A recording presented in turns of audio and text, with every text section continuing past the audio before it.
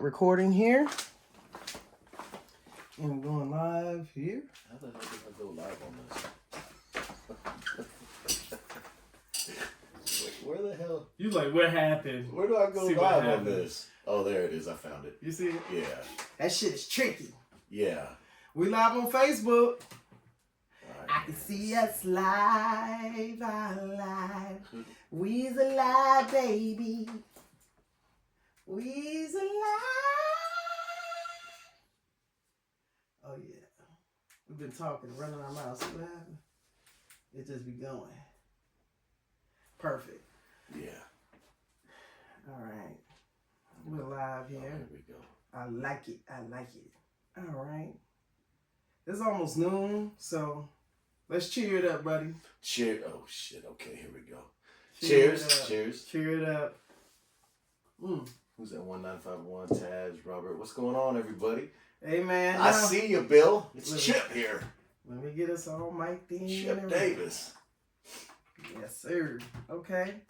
All right. We are live in Loudmouth Radio Studios. And today I got a very, very special guest. To my right, and those who are looking at us on social media, he's That way. right there, right? This is for the Love of Comedy podcast series, and I have a very, very, very crazy, incredibly talented comedian, Mr. Brett As Is Miller. What's up, bro? Thank you. How you doing? I'm good. Finally, y'all, let me tell y'all, Snuffleupagus right here, man. This is our third attempt at getting into the studio, and finally we made it happen today. Yeah. And this Brett just wanted to make me sweat. That's all that was. I could tell. I know. It's hard to get a hold of me. It's hard to track me down and get me to sit still.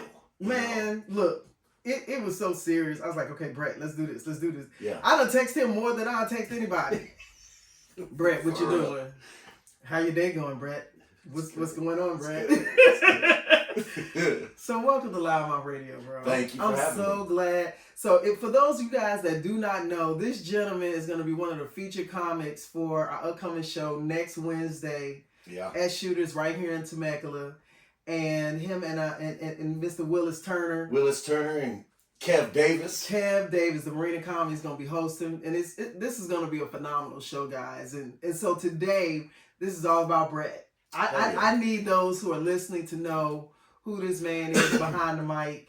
And, you know, I got a chance to embellish that moment of getting a formal introduction to Brett. Kevin had a show up at Wine Now in Rancho Cucamonga. Shouts out to Wine Now. Yeah. And Kevin, he was doing his thing, and this brother gets up on the mic. And when I tell you he had us in stitches, I was like, okay, bro, I see you. Yeah. I am glad to be here. And you know what? Honestly, I wasn't even real happy with that set. Really? I was like, I don't know. I didn't have my energy. I was kind of tired. Mm-hmm. And it wasn't like a bad set, but I know I could do better. Right. But you know, I'm glad you enjoyed it, though. You know, we're always the hardest to critique ourselves, right? Yeah. We're always the hardest on ourselves. And so the main thing is that people find the enjoyment, they make the connection, and that's what counts. And that is the exact reason why we're here right now, because for those of you who may not have had an opportunity to hear this man in action, I suggest you to connect to him. I'm gonna tell you right now. So, Brett, what I want to do is give an opportunity to let's back up a little bit, Okay. and I want you to share with us about where you're from, and you know, let's kind of walk into your present day of coming into comedy. Okay. So I'm from Riverside originally. Okay. Riverside, California. Riverside, California. Word. Grew up in High Grove, specifically in Riverside. Went to North High School, you know, on the east side. Grew up with the Crips and the essays, you know, and I learned a lot. I'm sure you did. I learned a lot about that sure you lifestyle. did. And then, you know, I got into construction and things of that nature. I've done every job under the sun. I mean, I even used to do bounty hunting back when I was like 18, 19. I can see it. Yeah, you know, and I if there was an opportunity Brett for me jumping to do out something, bushes and shit, Yeah. trying to grab somebody. yeah, for real. Hey. Yeah, i.e. Ange. I got people jumping in here. I love it, man. So bounty hunting, 18. That's young. Yeah. How I did was you? young. How did you even begin to think that was? So I did a lot of security for like clubs and concerts and things of that nature. Okay. And he's like my older brother. He got me into it. Okay. And so then me and him started a little squad, and there Tag teaming. Yeah, and nice. We'd go out to LA, San Diego. We'd just pick up these bonds and go and try to dog the bounty hunter. But I was a youngster. I was a kid. I was a baby. I can believe it. I was a baby. Just a roughneck. Yeah. Brett been rough all his life. You can tell he ain't ran from nothing. Nope. No fear. No, I don't. No fear. I don't run from much of anything. I'm not scared of really anything. Yeah. I like to live. I like my adrenaline going. Mm-hmm. But yeah, and then when I was 29, 30-ish, my cousin. So follow this. So my cousin's roommate's mom was dating a comic producer. Okay. And then my cousin. So you said my cousin's roommate's mom. Yeah. Okay. So yeah, Riverside in the house. East side, baby. So yeah, so he's like, dude, I think you could do comedy. You gotta do it. You gotta do it. So my cousin really was the initial push that got me to do comedy, and he took me out to meet this dude. The dude loved me, and he goes, all right, next month, I'll put you on my next show next month. I want you to do 7 minutes. Damn. And so I was like, okay. So for a month I was stressing. Why are you flipping me off? I don't give a fuck, And so so I was like stressing, writing stuff down. And the night before, he calls me. He goes, hey, we had a comic drop out. Can you do 12? I'm like, I don't know if I could do 7. I'm tripping, right? He threw you in. Yeah. And then my mom, I was stressing, but I packed it out, like family, friends, coworkers. The place was packed. Nice. And because they either want to see you succeed or laugh at you bombing failing like hell, right? My boy Brett. Either way, they're gonna be right there, front and center. Be right there, front and center. Gary, that's right. Rest in peace, Big Mike. There it is, right there. My boy, right there. So yeah, so I get there and I'm stressing my mom. She's been my parents are good supporters. My dad was a blues musician. Okay. He still is. So I'm not afraid to be on stage. I've been around it, I used to play instruments and stuff. But so you kind of came naturally. Yeah, to an extent, but I wasn't as good as like my dad, and then my kids can play like anything. My gift was my mouth, talking shit. Right. And growing up playing the dozens, yeah, I will make fun of your ass. Certified killer, thanks, Aunt. Hey, Thayer, whatever, man. Everyone flipping me off up in here. Hey, man, y'all leave Brett alone. He need to talk. Y'all just listen. Go ahead, Brett. And so my mom's like, baby, just do what you do every night. You're out in the front, hanging out with your boys. You guys are drinking. They're in a circle. You're the one always telling the story. Just tell your story. Right. And so I get up on stage, and I just kind of, there was some made up jokes, but it wasn't really made up. It was stories about my life, and I just kind of went in, and then that's when I developed, like right then and there, like, okay, I'm a storyteller. Right. And I just started telling stories of my life. I ended up doing 27 minutes. That very first night. He's in the background going, just keep going. Nice. And then right after that, I get off stage. How did the crowd take you? It was good. It was good. It wasn't all great, but like my first time, 27 minutes. That was strong. Yeah. Dang. And, so you did that set. Mm-hmm. Where were you? What part of town were you in? We were in Corona at a place. I want to say it was Dempsey's. It was like an Irish bar. Okay. I think. Okay. I don't think it's still there. Okay. But right after I get off stage, these knuckleheads want some, and I had to put you the hurt. You not have to knuckle up. Yeah. Man. Yeah. Right after got off stage, and these dudes threw chairs at my mama, hit my buddy in the head with the bottle, busted my buddy's nose open with a pool stick, and so yeah, it went to Christ. It went from being funny to fighting. Right. Damn. Yeah. Wow. But it's not the first time. I was headlining a New Year's Eve show. I believe it was the New Year's Eve 2016 to 2016 to 2017. Yeah. And I headlined it, did the countdown. Me and my boy Aunt G were in the cafe bar area of it, and here come these knuckleheads tripping. It was a bunch of people, and next thing you know, we're having a squabble right then and there, and then cops come, take me to jail. Yeah. Dang. But not charges New Year's. Yeah. Charges got dropped and everything. It was all self-defense. Everything was fine. But yeah, no, I don't know. It's like a Brett show, man. People love. And my mom says, the conflict. don't worry about them. Do your shit, bro. Oh, I will. Thank you. Your mouth is your gift. Overheard at the menagerie. Oh, thanks, Chris. Whatever, man. They're just talking. That's good. So look, Brett, stay focused with me. Yeah. Y'all pay attention. Y'all keep rah-rahing them, but Yeah. just keep going. So then once you had an opportunity after the show, and you said that that broke into something crazy, and so you got arrested from that event. But beyond that, it's pretty much, I think because a part of your bit is so raw, it's so real, and like you said in your beginning, your introduction, that you've had experiences dealing with gang members, people that you grew up with, different walks of life. And so when you've had that kind of experience and you're truthful in your stance, it can make people react. You know what I'm saying? So like right now, I think what's happening right now, I'm starting to see a lot of the political conversations, and comics don't run from anything. Yeah. We're primarily those truth tellers. We're those people that will go there. Yeah. Right? Unapologetically. And so when you do that, it can drum up a room's, energy to go in different directions. So I think right now is extremely high intensity on the political scene, right?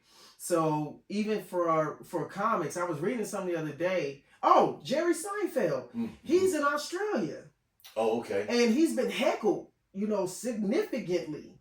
Really? Yeah. So, anti-Israel, blah, blah. This has been real crazy. For Jerry, you talking about Jerry Seinfeld, right? And I think he's had more than one show where he's really have had to kind of go in and they've had to take people out of the show. Really? Right now. This has happened in the last couple months.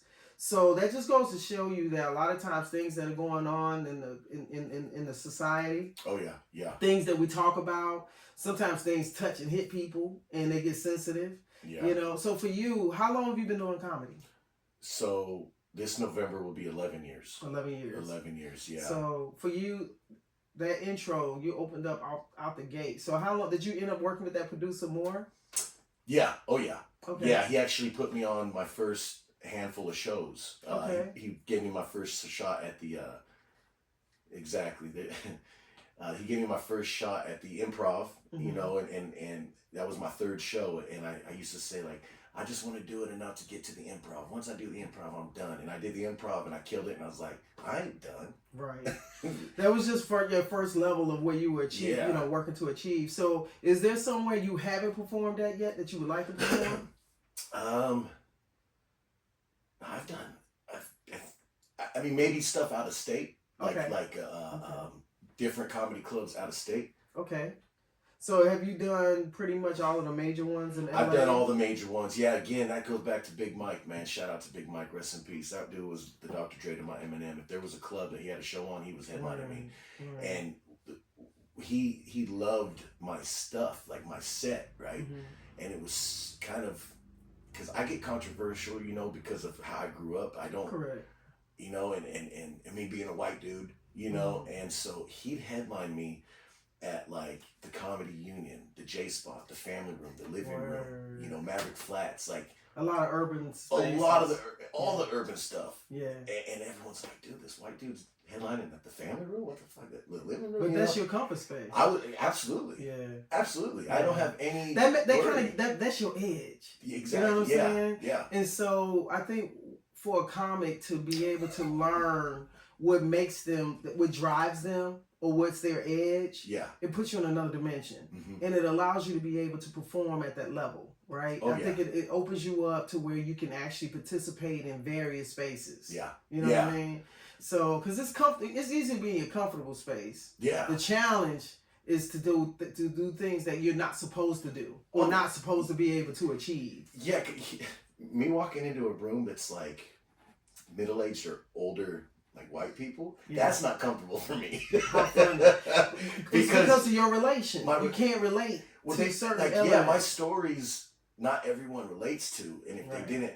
Brett over here with the Hood Chronicles, y'all. That's what it is. For real. He being straight up. For real. I'm not playing, and so I could read the audience, and I do well in those rooms. Like, I have jokes for every room, and I don't. The thing is I figure out how to bring them into my world. Correct. Once I get them into my world, then I don't care where I'm at. It doesn't matter. But like some of my stuff is edgy and you would think people would call me racist, but I've only been called racist by guess what? No. A white person. Oh, Yeah. that's funny. Yeah. I've never been called racist by blacks or Mexicans for any of my jokes, ever. That's crazy. I had this white lady wanting to hit me with a bottle. She was sitting front row. She stood up. I said, "What are you doing?" She goes, "You're racist. I'm going to hit you with this bottle." And this group of black ladies in the back, they were like, "He ain't being racist, bitch. He being funny." See, and the room checked her. Yeah, the room checked her. Yeah. That's crazy. And it was good. And then she ended up getting kicked out because she wouldn't stop, So, hey, my son's in here. Shout out to my son. Yeah, I'm a thug for realsies, red as is. Shout out to my son, dude. He's up there fighting those fires, protecting our force and evacuating. What's your son's people. name? Brett Jared Jr. What's up, Brett Jared Jr.? Yeah, that's my boy.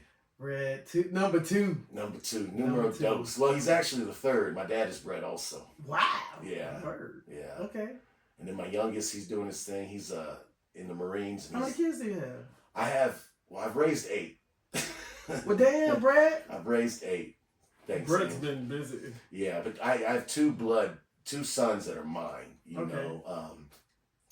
that are my blood, but I got my daughter Erica and Jesse, Roxy, Andrew, Nason, Jerry, I've raised these kids at least for a significant amount of their life, 5, 6, 7 years. Erica is 29. I've been in her and her brother's life since they were 10 and 8. Oh, wow.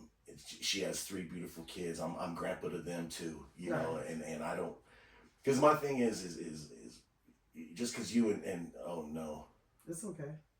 Did it stop? Oh, someone was trying to call me. I almost fucked up my live feed. You and someone may not work out, but it's not the kid's fault. Right. So I always try to be a good representation of what a parent and a father and man should be, so. Good. I love it. For you, Brett, with at this point in time for you, what is comedy, what would you like for comedy to be for you right now? At this point for you? I would love to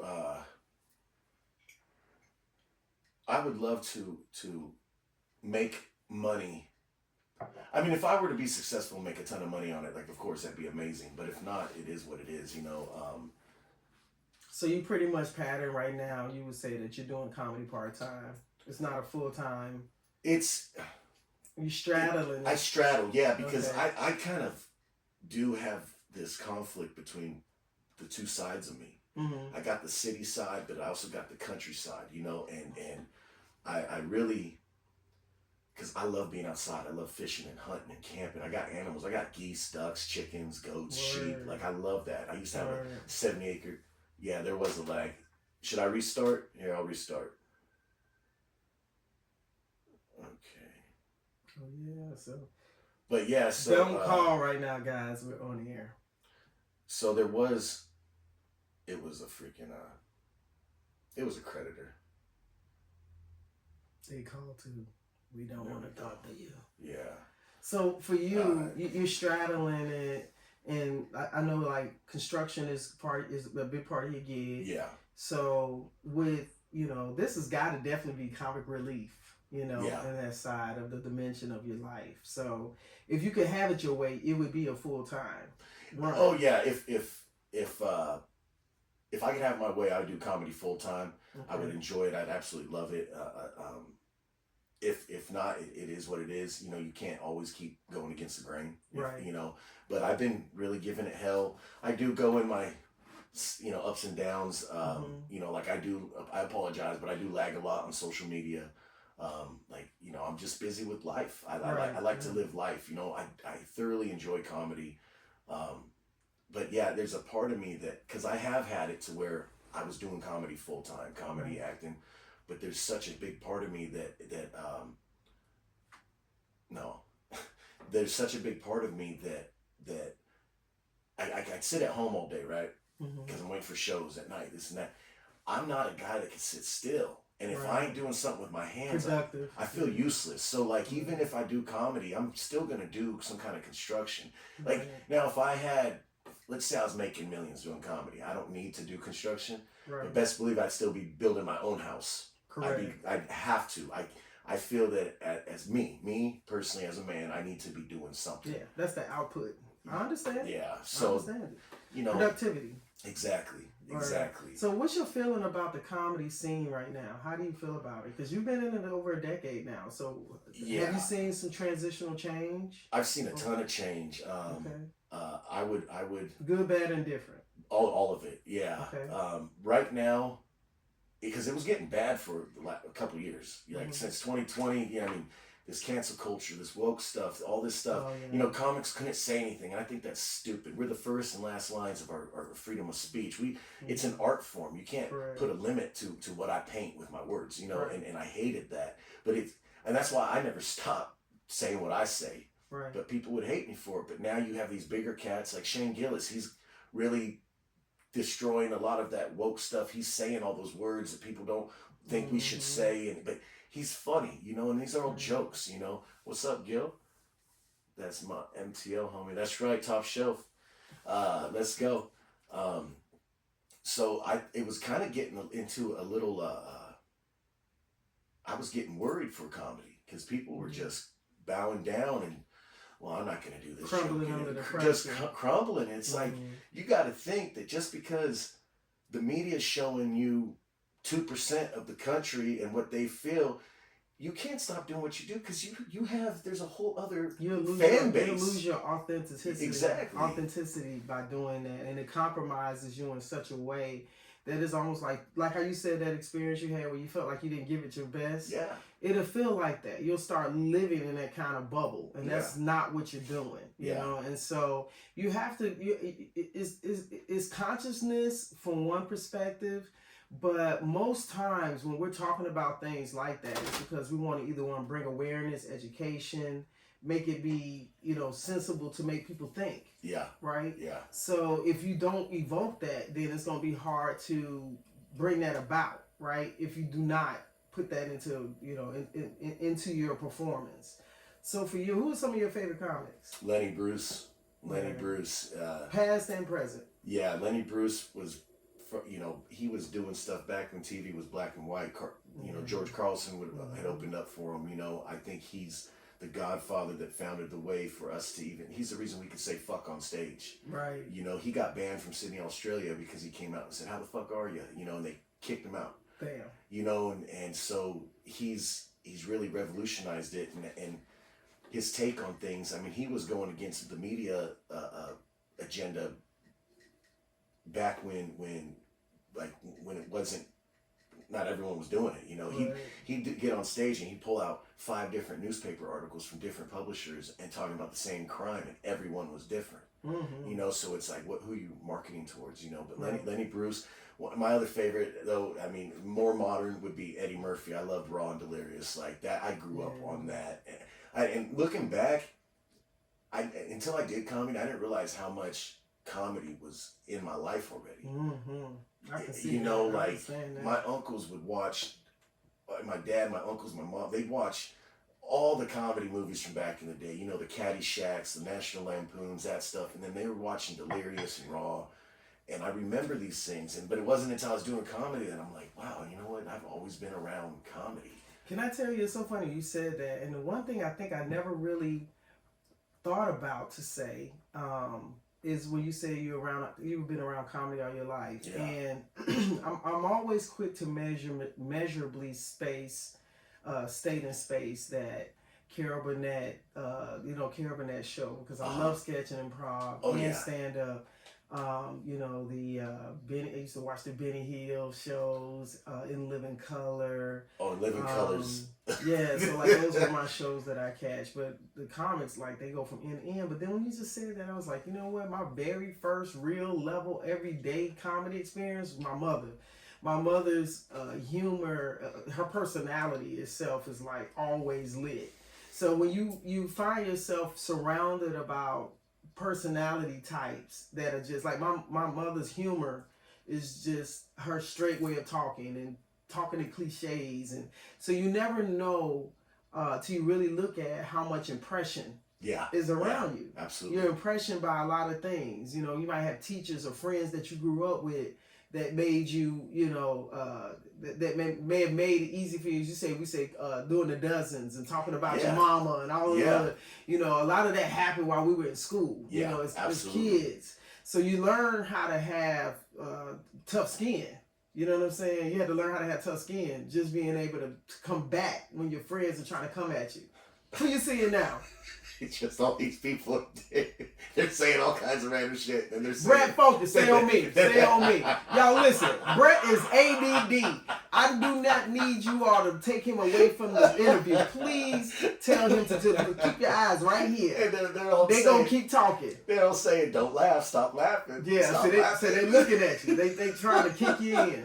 Yeah. So I think the biggest thing that and look, tell everybody, come Wednesday, get your tickets, Loudmouth Comedy, and y'all can come see Brett do his thing. So everybody that's on his IG right now, I need y'all to come support your boy. Come out there. I don't know if most everybody's here in the area, but Brett's gonna be doing his thing on stage. Yeah. So for you, Brett, when you look at where things are now, I know you said COVID kind of took a L. You know, where do you feel like comedy is now? We're 4 years after COVID. What do you feel like where we are as an industry? I think, I think it's actually it's getting back to what it used to be, as strong as it used to be. I think we got a lot of heavy hitters that are coming up, that really have learned how to. I hate you guys so much. That really have learned how to. Like go outside of this box that we've been put in over the last handful of years. Okay. So I think it's getting better. I think it's gonna get even better. I mean, comedy is such like a huge thing for everyone right now. Like I said, growing up, I saw a lot of comedy. I used to go to improvs like every weekend just to watch comics in my 20s. Right. But it wasn't always. I love y'all too. It wasn't always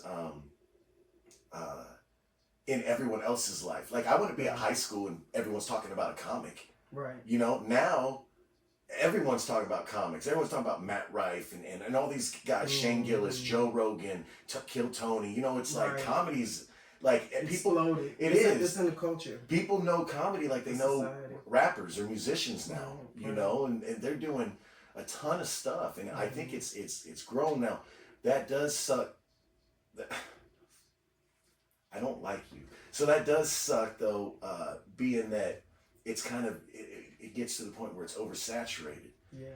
It's hard for us to say get paid very well because someone could call you and be like, "Yo, I got this spot in LA. 15 minutes. $20." Like I ain't going to LA on a weekday for $20. Like, wow. Oh well, someone else will do it for free. Well, then ask that lame ass mofo. I don't need that. So it waters it down. It does, because everyone now is a comic or a rapper or an actress, jumping in, actors, But I do still, even from the production side or the promotion side, you want to maintain a level of professionalism that does not take away from the industry. You know what I'm saying? So I get that. And I think right now it's more important that the craft is continue to try to keep a bar, because now I think because of social media, it just is giving everybody a mic. It's giving everybody a camera. So now you got people who are just, jumping in, they do one set and then they call themselves a comic. Yeah. I've seen it. I saw it recently and I was like, And then they change their name to comedian blah blah blah or whatever, Right. And I got friends that have their name as comedian whatever, and I ain't dogging them, but they've been doing this for 10, 20, 30 years. If you went to your first open mic and you did 5 minutes and then you change your name on Facebook to comedian Brett as is, like, shut up. Shut up, bro. I didn't like even my Brett is thing, like that was an accident. I was gonna ask you, so tell me how you got that name. So, oh God, dang it, you guys, Jesus. We got him for a few minutes, y'all. Just hold tight. Don't distract him too much more. I need him for a few more minutes, y'all. So what happened was, when Facebook first came out, I get on, it's back when it was just on computers, like it wasn't on your phone, it wasn't apps and all this. Right. I get online and I go to start a profile on Facebook and it says put in your first name. Well, my first name is Brett. Now, growing up, I went by Jared. That was my middle name. Okay. But it said put in your first name, so I put in Brett, your last name Miller. Well, so I started an account Brett Miller. Well, my dad started an account Brett Miller. So what happened, and this is years before I even did comedy. Okay. So then what happened was I get messages from my dad's friends. He get messages from my friends. That's happening to Willis because he's named after his dad. Exactly. Yes. So just by chance, I changed Brett Miller to Brett As Is. Mm-hmm. I don't know, 5 years go by or whatever, and next thing you know, I get booked on that show, and dude's making the flyer, and he sees my name on Facebook as Brett As Is, so he just puts Brett As Is on the flyer. Ah. And that's how it happened. So then I'm like, well, as is, it's like as is. Like there's no changing it. You you bought a car as is. You gotta take it as is, right? Right. I get that. And so I was like, how am I gonna make this part of my character? So then it became, it's as is, take it as is. Like so then that kind of made me that made me go a little more towards the raw side, like the blue side. But it worked for all my stories. And so that's where the as is came from. And it was a complete accident. So I didn't give myself a nickname. Okay. Brett Mills, him, not her. Who's Brett? Word. So then you ended up holding on to it, and it just stuck. Mm-hmm. And I've had producers a couple times in comics tell me to change it. Like, that's stupid. That's a nickname. You got a strong comic name, Brett Miller. And I've had comics tell me, this is when I first started, you got to stop talking about Riverside and East Side and the Crips. No one knows that. And I said, no one knew what Compton was either. Like, why are you going to limit me? This is my story. I'm going to tell it how I want. But Nipsey put... You know what I mean? Right. So it's like, I'm not going to stop. So then I went even harder. Now everything is as is. Everything I do is raw. Then everything I do is talking about gangs and the hood and how. So then it just became like this whole like, fuck you, I'm going to go against what everyone's telling me to do. Right. And then next thing you know, I'm doing tours across the country, signed to a hip hop label. What was your biggest show? You said you got signed to it. We'll come back to that. Yeah. Okay, so what was your biggest show? The only part of the story that sucks, John, is the fact that you're my cousin. You suck, dude. John. So, the improvs are always usually packed out. They hold 300 people or so. So I went to the Gathering of the Juggalos with I don't know if you guys know what that is. It's a bunch of some crazy shit. 3 days of crazy shit. Like, they gave us golf carts because we were performers. So we're driving around golf carts in this giant campground with lakes and multiple stages. It's like a 3-day event. It was in Oklahoma. Okay. And I mean, people sleeping in their cars waiting for this shit to start. Like it's wild. Right. But it was started by ICP. They're those white rappers from Detroit that have their face painted and all that, like clowns, insane clown posse. Okay. So there was like 20,000 people there. And I didn't necessarily perform in front of all 20,000. I got to be a hype man for my homeboy JP on a side stage. Okay. But my homeboy, Insane Poetry, Psycho, he had a song with Vanilla Ice. So I'm sitting there watching my homie rap with Vanilla Ice. That's crazy. Yeah, it was crazy to me. And Vanilla Ice converted to construction. And he converted to construction. He sure did.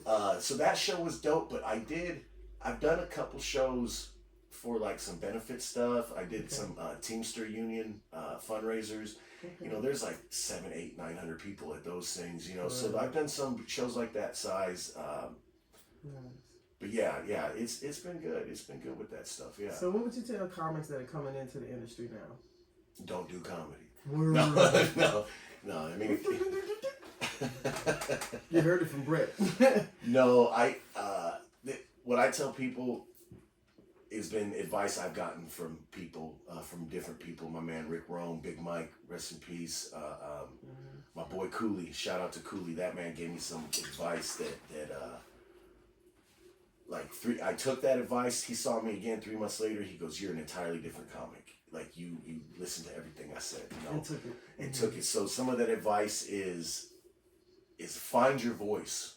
Right. No matter what, you got to figure out. Are you gonna base your stuff off of like made up jokes, like right. Are you gonna base it off real life? You gonna Are you going to be blue? Are you going to be clean? Are you going to be a one-liner? You know, find what your shtick is. Are you going to develop a character for on stage, or just be yourself? You know, are you going to mix in different elements of your life?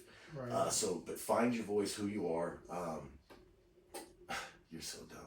And no matter what you do, I don't care how edgy the joke is, whether it's racial, sexual, political, religious, whatever you're going to do, you got to commit. Yeah. You can't, if you're going to go up there and do a borderline racial joke, you better stand up there and commit to that. Because if you stutter step, you messed it up. You messed it up, the crowd's going to eat you up. Yeah. So you're going to lose them. You're going to lose them, and then you're going to get called racist. Right. You know, now if you go there. Because you didn't have the confidence of the delivery of you have to have the confidence. You have to be totally in. You're right. Yeah, absolutely. And also figure out what your negative vices are. Okay, I like to drink, right? I can drink before I go on stage. I try not to get too drunk, but there's been times. Exactly, never fold, own it. That's right. But like me, I can't smoke weed before I perform because I'm a very high energy person and I'm a very high energy comic. So if I smoke weed, like my whole set, like I'm quiet, which then means that my commitment to these jokes isn't full because that's not how I tell it. Right. And so you got to figure out what's good and bad for you as a comedian. And then find your voice. Find your voice, stick to it, find your stick, and try not to get too cliquey.